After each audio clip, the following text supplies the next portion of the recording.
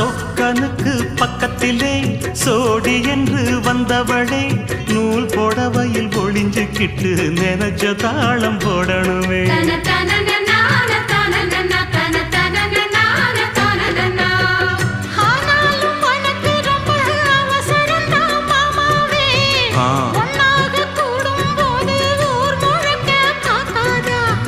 பார்த்தாலும் தவறு இல்ல பனியுறங்கும் ரோசாவே உன்னால சொத்த வச்ச மூக்குலதான் வைக்காத